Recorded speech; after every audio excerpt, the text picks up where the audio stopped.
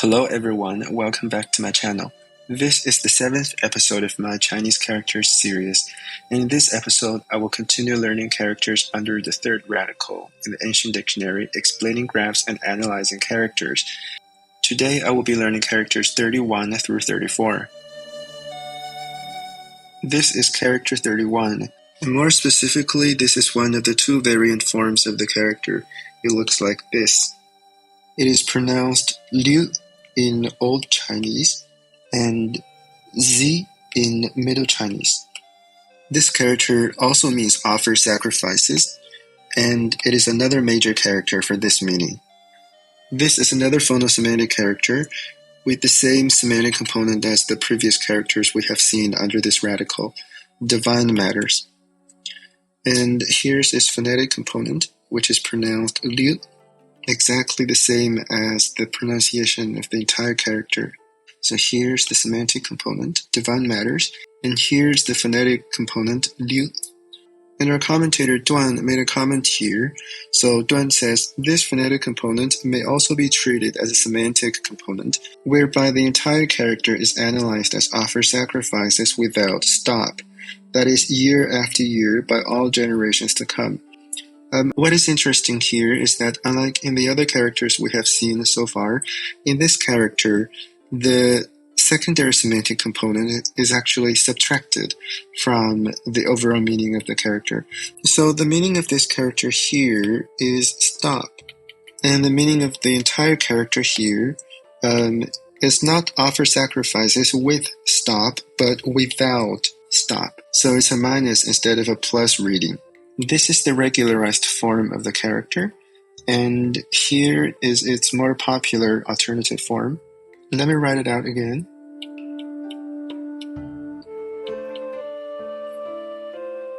And character 31b here is another way to write the character we have just learned. It also means offer sacrifices, and this alternative form is actually more ancient, according to our commentator Tuán. Its Old Chinese pronunciation, again, is Liu, and its Middle Chinese pronunciation, again, is Zi. And here is its regularized form.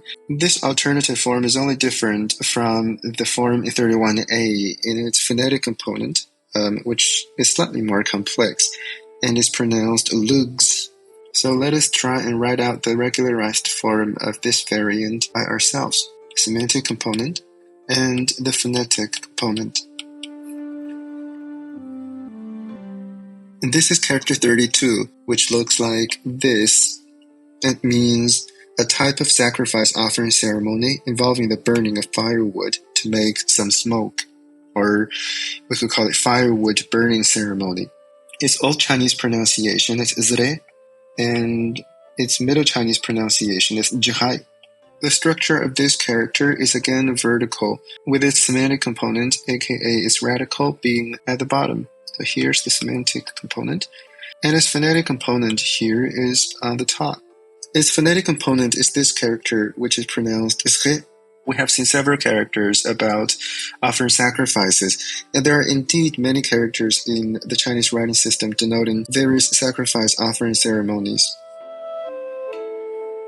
Character 33.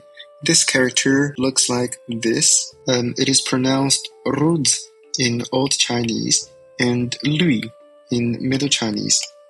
Its meaning is offer sacrifices by particular cases instead of by the time of the year. And the particular cases in question are often battles. So before going to the battlefield, the emperor or some feudal prince would pray to their ancestors or to the god. And that kind of ceremonies is referred to as ruz and is denoted by this character. It is also a phonosemantic character, and its semantic component is also divine matters. Its phonetic component is this character here, which looks quite complicated, but is pronounced in exactly the same way as the entire character, ruz. So here is its radical and semantic component, and here on the right-hand side is its phonetic component, ruz. Our commentator Tuán says this phonetic component is also a semantic component, and that is because this character here means class, category, or type. So it is obviously related to the meaning of the entire character ruz. And here is the regularized form of the character. Let me try and write it out by myself. semantic component, phonological component.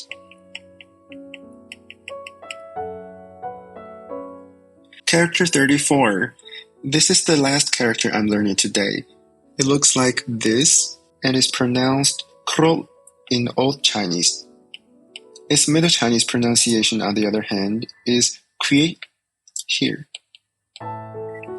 This character means older ancestor, or their spirit tablet, and more exactly, it refers to an ancestor older than the great-great-grandfather, but younger than the first ancestor of the clan or familial branch. This is again a phonosemantic character with the same radical divine matters, and its phonetic component is this character here, which is pronounced mrol. According to our commentator Tuán, this and the next character, which looks like this, both mean ancestor, and they differ in the generation of the ancestor being referred to. So this character, krol, refers to an older ancestor, whereas the next character, this one, to a younger ancestor. So here's the regularized form of the character. Let us try and write it out by ourselves. Radical and phonetic component. These are all the characters I have learned today. Let me do a quick review. Character 31a, liu.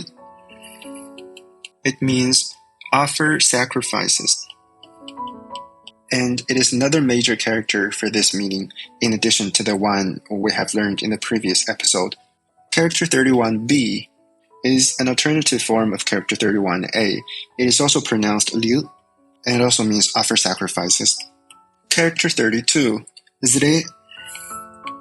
It means a type of sacrifice offering ceremony involving the burning of firewood to make smoke. So it means firewood burning ceremony. Character 33, ruz. It means offer sacrifices by particular cases instead of by the time of the year. Offer sacrifices by cases. And finally, character 34 here is pronounced kro and means older ancestors or their spirit tablets. Older ancestor. Alright, so these are all the characters I have learned today. Thanks for watching and see you next time.